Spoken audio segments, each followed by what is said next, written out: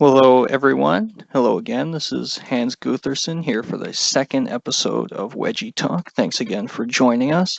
And today I have a very special guest with me, a very good friend of mine, here to chat about his writing and the community. My very good friend from DeviantArt EHP 32. Thanks very much for joining us today. Can I call you Pascal or Cal? Which would you prefer for this? Or Either EHP? is fine. Cool. Cal's fine. Cool, cool. Yeah, it's all good. But thank you very much for joining me. It's really cool to chat with you. We've obviously been friends for a while, and it's interesting, I think, to get some of your insights into writing and some of your thoughts on the community. So I'm excited to jump right into it. Yeah, me too. Yeah, for sure. So I'd like to start, for people who may not be super familiar with you, if you could just tell us a bit more about yourself and the community, what you do, and what you're all about, I'd say. So, starting off with a hard question, huh?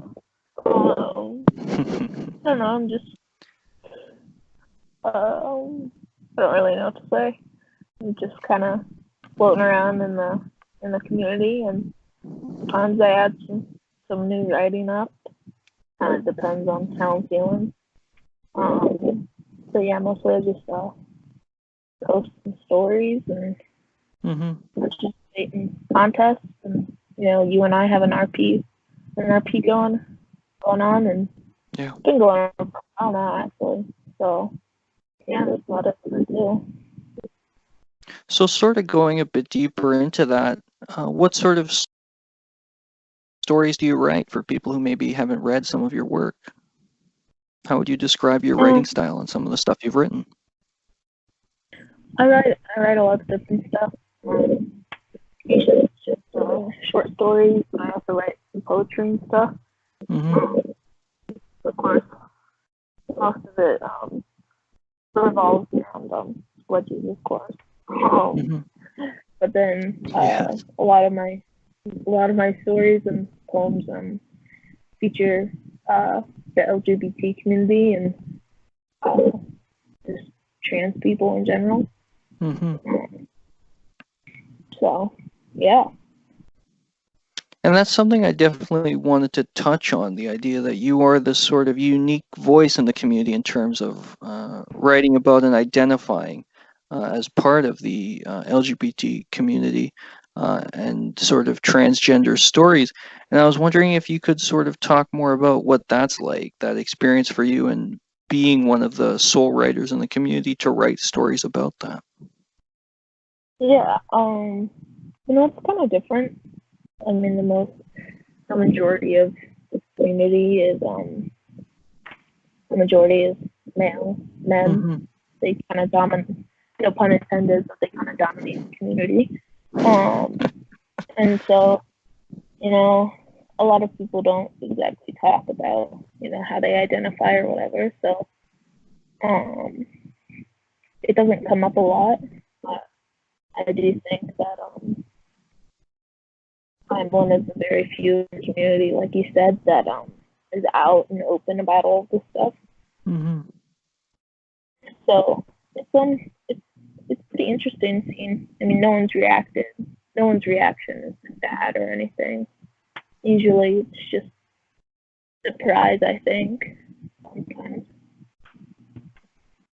Yeah, no, I get that. As you said, if it's rare to sort of see people identifying, I understand. Sort of surprise me being a reaction. But going a bit deeper into that, when it comes to telling stories about transgender characters, as you've done, do you think people who aren't transgender, or I guess even to take a step back before we get into that too much, why do you think it's important that, as you said, like if because so many people in the community do identify as male, and many of them identify as being straight, according to the demographic survey I did before, why do you think it's important that you and maybe others as well are telling stories about transgender characters and exploring more of the LGBTQ community? Well, you see it a lot, just like mainstream media. Mm-hmm. You always want representation of who you are in the media, and you want to, growing up when you're a little kid and you're gay or whatever, and all you want to see when you turn on the TV is a gay character to look up to. Mm-hmm. So I think that's where a lot of it comes from. Is me just wanting to represent, and me wanting people who maybe don't know that much about themselves or whatever, to see themselves in it. Just open up diversity in the community, and just have everyone, well, not everyone, but a majority of people be represented. Mm-hmm. Yeah, no, it's very well said, very well said. And I think it certainly goes without saying in my eyes that we need more diversity in the storytelling that we're doing, and LGBTQ characters should be a part of, I think, the stories we're telling. And as you said, there are people in the community who do identify with those characters and who I think need to have characters who resonate with them, even if they're maybe not out in the community and as prominent as some of the larger demographics, maybe. Yeah. And Yeah, sort of, definitely. yeah, and sort of going from that, do you think it's possible for writers who don't identify as transgender, or members of the members probably not the right word, but who don't identify as being part of the LGBTQ community, do you think they can tell these stories? Or should it just be people who identify in the group who can tell these stories? I think it depends. Mm-hmm. There's no set you can do this, do this. And I think that if people want to write about that stuff, then knock yourself out. You just gotta make sure that what you're writing is based on some truth, Mm-hmm. and maybe not truth. Truth maybe isn't the right word, but based on just something that something like you can't go in and write a story about President Abraham Lincoln of the United States without knowing anything about him. Mm-hmm. You got to have some background information. You can't just go in willy-nilly and think you know everything and think you can write this great story if you don't have any background information. I think that's what you at least need to start a story like that. So for people who are maybe thinking about telling some of these stories, but maybe don't have some of the background, what do you think from your perspective they maybe should know before getting into writing about it, or things they should maybe try to learn more about before they start telling these stories? I mean, basically, I just said make sure you have all your facts right. Make sure you know some basic terminology. And if you can talk to someone, anyone is welcome to talk to me about stuff. I know a couple other writers in the community that are LGBT, and just get some depth from someone, I guess, or go on to Google and read someone's Instagram story or whatever, and just make sure that you really understand what you're going to write about. I think is what you need to do. Yeah, no, I think that makes a lot of sense. Growing that understanding in some ways, that makes sense for sure. So we've chatted a bit about this before on a different note, but I'm curious to learn, or if you'd like to speak about how you sort of got into the community, because I know it's different from my own experience and experience of a lot of people who sort of joined in the sort of way I did. So would you be able to sort of chat about how you joined the community and where you sort of started? Yeah, no, definitely. I think I started like a lot of other people, and it developed at a young age. The fetish did, and so you see these things on TV, and then you grow up watching cartoons like The Grim Adventures of Billy and Mandy, or Yeah. The Fairly Odd Parents, or something like that. Classic. And yeah, exactly. And you just see them, and I think that's how a lot of people fetish sort of started. And so I think that's definitely where it started. But as I've told you before, I didn't really, as I developed the fetish, I never really watched a lot of videos. I just remember. I mean, the first time I created my DA account was about 5 years ago almost, and Wow. I just remember creating it so I could read stories. And it wasn't until probably 3 years ago that I started posting and writing. And so a lot of where I started was just reading the other stories that people wrote. Like, I remember reading Anti-Cherry's stories and Richmond Academy for Girls. That series has been discontinued, but I remember that's where I started out reading, and that's kind of where my fetish developed into. So. Yeah, and it's fascinating because I know when we spoke before, I said I sort of started on Lucky Fish forums, which obviously we had Anti-Cherry and we had his stories, which were a huge influence for me as well. And I know when I mentioned some of the big videos and the creators on Lucky Fish forums, they weren't super familiar to you, which I thought was kind of mind-blowing that despite having this fetish, it sort of depends what site you which I think is very interesting in terms of differing experiences. Yeah.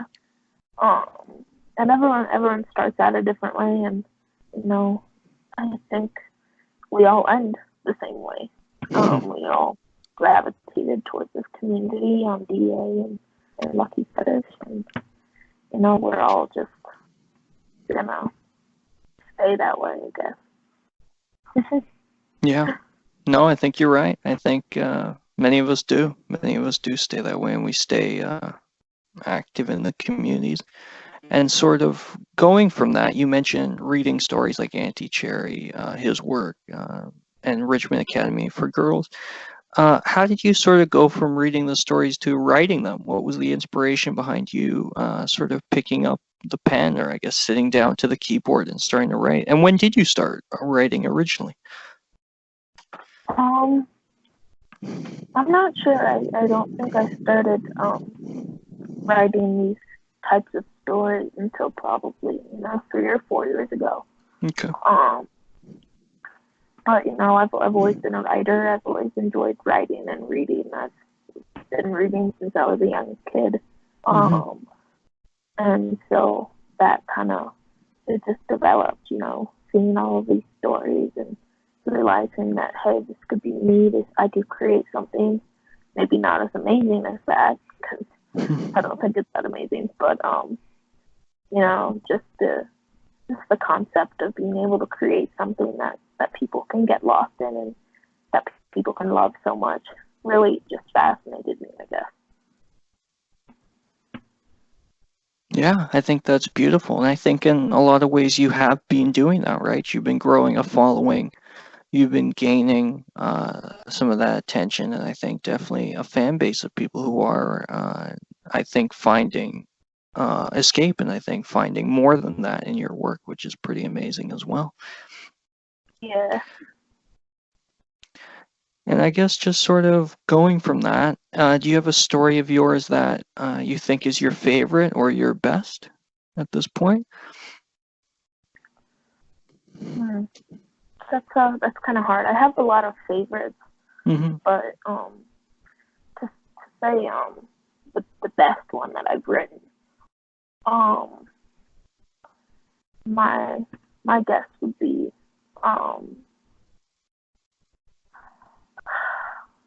it's hard. Probably the story that I wrote for Anime Panties, an ode to AP is what I called it. it didn't get a lot of attention, I don't think. But I had so much fun writing it, and I love his stories so much.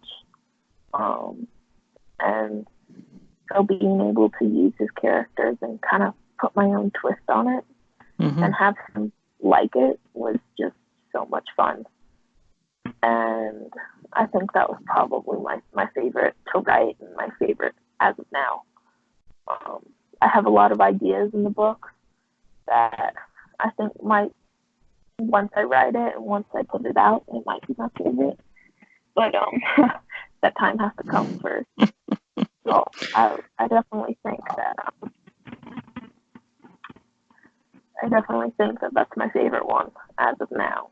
My best written one, I think. Yeah, no, that's very cool. And I appreciate the insights into sort of why that's your favorite. The fact it was fun to write and you think you were able to have some fun with it, and as well, and playing with characters you like as well, which is really interesting. And I guess just sort of going from that, you mentioned having ideas that you have and that you're thinking about in the short term.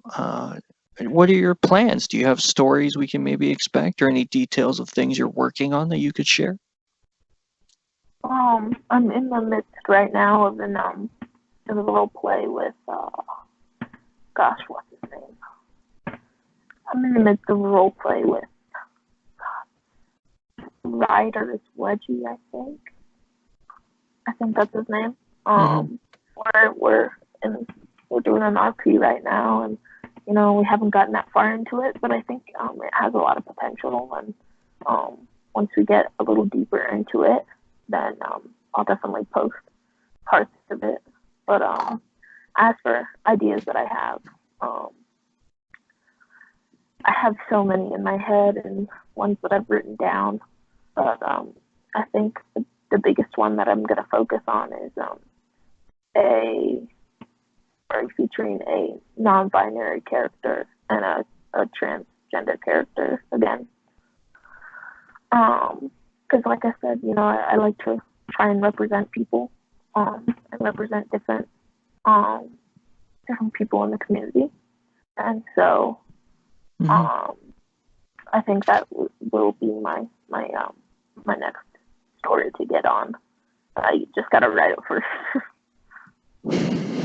Always the toughest part, I guess, actually getting to write it all.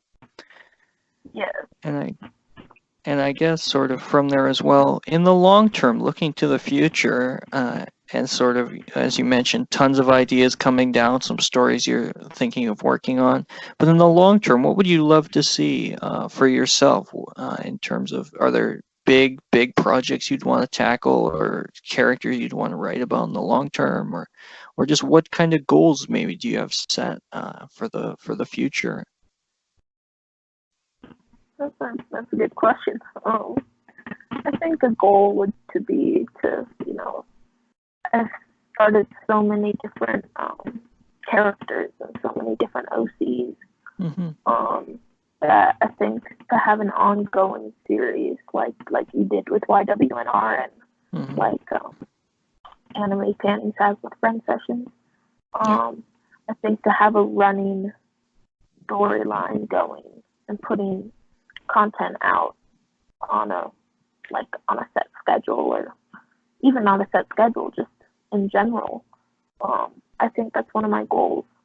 But also, to try and expand myself and expand my watching count, and I'm hoping soon to get some art up on my page. Because I think that's a necessity. But yeah, I think having an ongoing series and then completing the ones that I've already started is where I want to start at. Nice. That's super exciting. A lot of exciting stuff coming for you, it sounds like, and for the community when you start sharing it. But you also said something interesting. You said art was a necessity for your page. What do you mean by that? Well, maybe this is just me talking and it's just a personal preference, but I think that, being able to get so indulged in a series that you're reading. And then, you know, stopping at a chapter and the next thing you see is a piece of art featuring those characters that you've been reading about. Mm-hmm. I think it is necessary to just have a visual, because you know, what if you've been totally picturing that character not wrong, but you know, in a different way, just to see the author's intake and what they actually picture with the characters, I think is very interesting, and I think that a lot of people need to do that. If that makes any sense. Yeah, no, it certainly does. It certainly does. I think, as you said, being able to picture them and then being able to see that visual, I think it's a very interesting way to add to a story, I think, and how people take it in, which is very cool. Yeah. Yeah, and I guess just as someone who's been in the community for many years, as you mentioned, joining back 5 years ago on DA and then starting to write as well, what do you think a Wedgie story needs, or what do you think it really should have if it's going to be good? That's a good question. I think what it needs is, you know, a deep content. Not like psychologically deep. I mean, obviously you don't want to go so deep that people, you know, aren't very. I mean, they're just still going to read your story, but you know, they're there to read a Wedgie story, not, you know, some existential crisis story that has one Wedgie in it or whatever. Eliminate some of my work, I guess. Mine too, man. But I think what it just needs is, you know, you need your own twist on it. I mean, obviously everyone else has their own writing style that's different. So I think that's also important, is originality and just there's your effort being put into this is what you need. And of course, I think that well-developed characters is also another thing. I mean, obviously, if you're writing a story in, you know, 100 words or less, like some people have contests Yeah. that do that, and I've submitted some to that, and obviously that's, you know, an exception, but you know, you need background to your characters. There needs to be depth in that aspect. You can't just throw in, you know, Tina and Sarah and put them in a room together and expect people to love the story when, you know, there's no depth in the content or in descriptions or anything. Yeah, no, I think that makes a lot of sense. In some ways, yeah, I've seen stories where they might be very vague in the descriptions, but in the same sense, they have depth in maybe what characters are thinking or what they're feeling. And I think it can be interesting, as you said, different styles, but having some sort of depth in some aspect of it, whether that's maybe very, very detailed descriptions of what they look like or what they're wearing, or in their actions and why they're doing what they're doing, I think can be a lot to elevate a story, I think.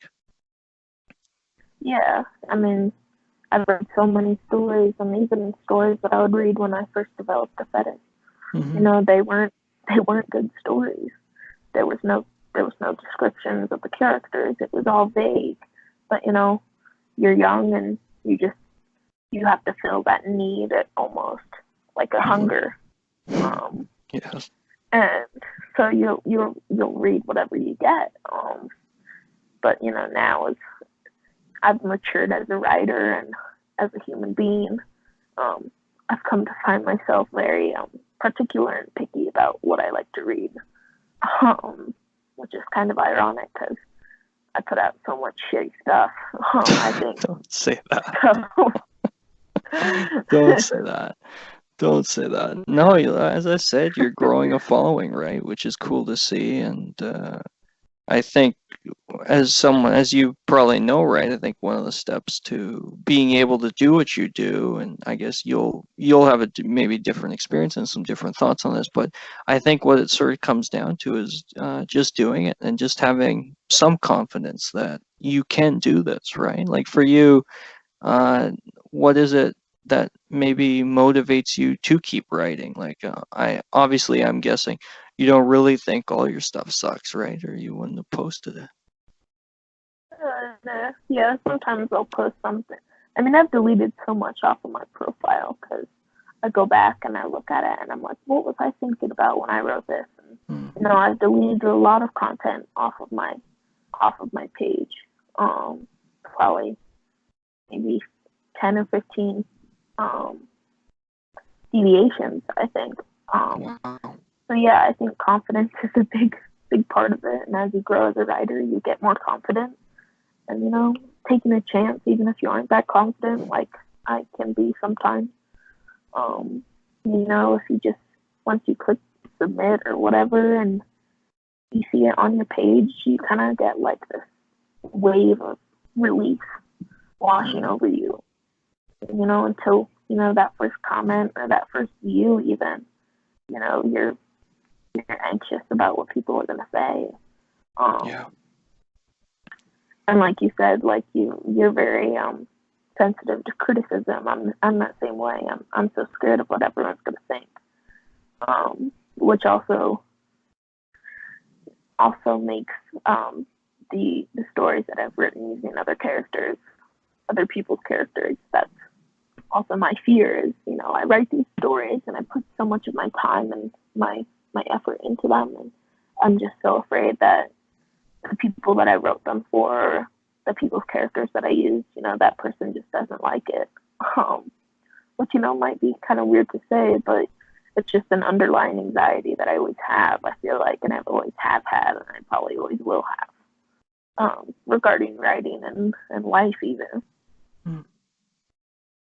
Yeah, and I can tell you, and from I think every writer who I've ever talked to, and I know in my own experience, the anxiety stays, and I've always said that I think that's good. I think it's good that we have some of that, because if we weren't worried about what people would think, maybe we just put out garbage, right? And we wouldn't stop to think like maybe I can do better if we just thought, oh, I'll put it out and people will love it and that'll be that.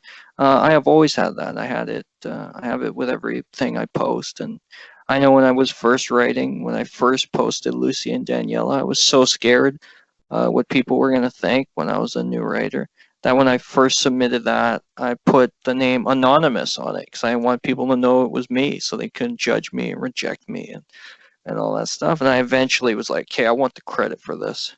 I need all the attention. And then I put my name on it and I posted it myself, but on LF. But yeah, no, it's certainly not easy, but I think that anxiety, the same thing that can maybe make it difficult, also makes us better writers, I think, in some ways. Exactly. I mean, I think that, as weird as this might sound, I think anxiety is a necessity for life. Because, if you don't worry about something, it kind of shows that you don't really care that much. If you have anxiety about a big test coming up, then, that means that you actually care about this test. You care about what will happen. But, if you're not worried, if you're not studying or whatever, it shows that, you could really care less about this test. It doesn't really matter that much to you. So I think having anxiety in a way about something that you're passionate about is necessary for you to succeed at it. Yeah, well said. Well said. Yeah, so that no, I think it is. I think sums it up very, very nicely, my friend. I guess just sort of taking it from there, one of my last questions, what do you think about the community as someone who is on DA? Are you in the other sites as well? Are you on LF now? And I guess the new Wedgie Buddies site that's also out. Like, are you on those other sites? And just overall, what do you think about the community? What you've seen and how it's changed, and maybe what you like to see change in the future with it? Well, I think I do have an LF account. I'm not on it that much. DA is usually the main platform that I use. And just I've been on DA for, what did I say, 5 years or so. And so, like I said earlier, as I mature, my writing has matured, and I've also realized how much this community has. And I mean, this community is so great. It's so accepting, and I don't really hear any bad things from anyone. Everything, all the stories that I read, when I look at the comments, everything's always really positive. Like, I mean, there's some criticism, but it's not like, hey, you suck. It's, hey, this is a really great story. It has potential, but you could change this. You could add this. And that's really important. You don't have to be mean about criticism, but you need to, if you want to criticize someone, you need to be nice about it. You need to, have a heart. You can't just be an asshole. And I mean, you can be, but that won't get you really far in life, I've found. Well said. Well said. Yeah, obviously the community isn't perfect, and we've seen a lot of harassment of women, for example, of our female members in the community and things like that. But in terms of writing, I've definitely seen a lot of support and stuff. As someone who identifies as trans and who's been open about it in the community, have you encountered any sort of difficulties on that front, being in the community and in your writing or anything like that? I have not. Nothing bad. A lot of people I've found that watch me or like my stuff. I found that a majority of them don't really understand a lot of the time. It's always confusion that I'm met with, even in the community and in life in general. It's confusion as to why I am how I am. So it's interesting how different everyone is. But yeah, no, I've always been met with very nice,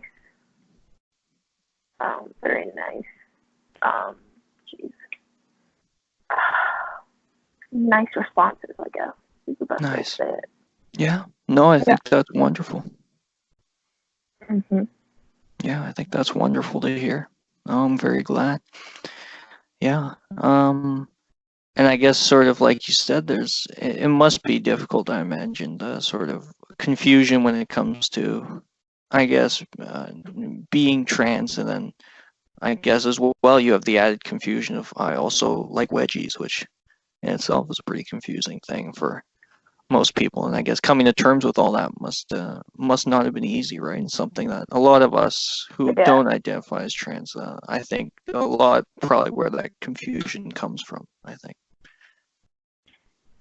I always find myself when I write a story, I always find myself confused if I'm writing a male on male wedgie story, or whenever I'm writing as a male on the receiving end. I never really know how to write it and how to describe, because I've never felt that. If that makes sense. I'm trying not to be graphic. But I can go through what I've been through, but it's hard to write about the receiving end of a wedgie with a dick when I don't have one. Is the easiest way to say it. Yeah. Yeah. No, I think laying it out there makes sense. Yeah.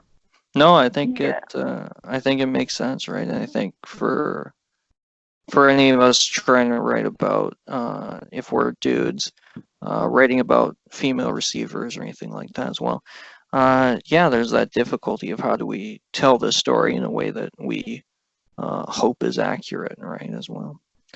But Yeah, and I found that a lot of male writers, like yourself, you do a great job of describing what it's like, and I think you really hit the nail on the head, honestly. But I think it also might be a little easier to describe as a female getting on the receiving end of Wedgie rather than a male. That's just my personal opinion, but I think interesting. part of it is easier a little bit. Yeah, I think that's fascinating. And yeah, so I think that answers my questions. It's been really interesting to sort of hear some of your thoughts and your insights in the community. We were talking about the community and some of the ups and downs. You mentioned sort of all the great feedback there and things like that. What would you maybe like to see changed in the community or see improved going forward overall? As you said before, I think that there's being in a male-dominated community. I think that kind of is the problem when we're met with female writers or female artists, and I think that has to change. I mean, we live in or at least I live in a society where a lot of men think that they're better and more superior than women, and I think that in general needs to change, like in the world, not just in the community. But I think that we've got to learn to be more respectful towards people, and just work on having a heart and having empathy towards other writers, because you never know what they're going through, whether it is what they're writing about or how they're feeling towards something. If that makes any sense. I don't really think it does. No, it makes a lot of sense, I think. Yeah. No, I think empathy is key to being a good writer and a good person, I think, as you were saying. So I think that's something really wonderful for us to work toward, I think, a really admirable goal you set for the community and the human race as a whole. So thank you for the very nice aspirational goals.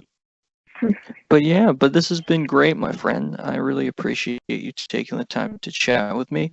Is there anything we didn't touch on that you think your fans and the community that you'd like to share and sort of mention that you thought we might talk about but we didn't? Not that I can think of.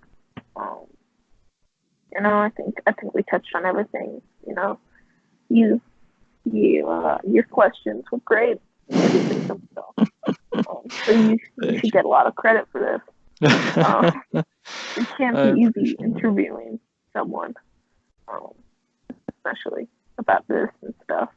So yes, you get a lot of credit for this. You did a great job, man. Yeah, thank you, my friend. And I had some other question. All this praise has made me forget about my last question. Oh yeah, do you have any questions for the community just to sort of end us off? Anything you'd like to just sort of put out there and ask them? I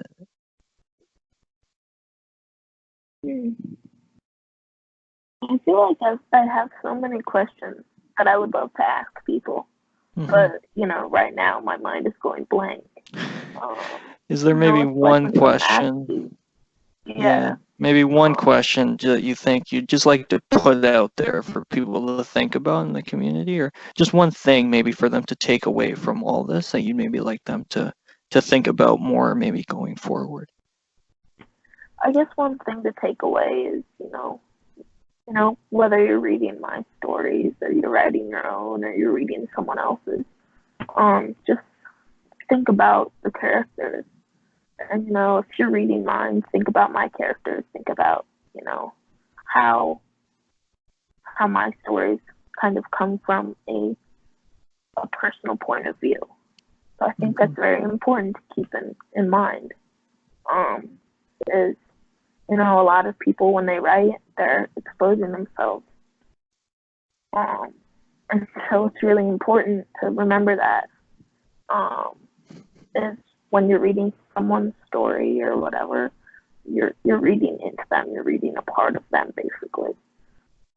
So I think that's a very important thing to remember, and just in general in life too. I'm saying a lot of life lessons in this interview, I guess. That's all right. It's a lot to take away, and I think that's beautifully said, my friend. Yeah, and I think that's a wonderful place to sort of end us off. The idea that the stories can be far more than wedgies, I think, which has been a theme, I think, throughout what we've talked about, whether it's talking about transgender stories or going in more depth with characters and just being a better person in the community overall. It's just about going for more, I think, and I love that Mm-hmm. you're someone who's been doing that, and I hope you continue to. And it sounds like you've got some big plans for us to look forward to. Yeah, I hope so. As soon as I get some motivation and get writing, then you'll definitely you should expect more. Yeah, well, I'm More looking from me. forward to it. I'm certainly looking forward to it, and I'm looking forward to what comes next for you. But thanks again, my friend, for chatting with me about this. I really appreciate you taking the time, and thanks again. And I look forward to seeing what you put out next. Yeah, no, thank you so much, man. It's been an honor talking with you and being able to discuss this shit with you. Great. Well, thanks again. Thanks for listening, everybody. Keep being awesome, and we'll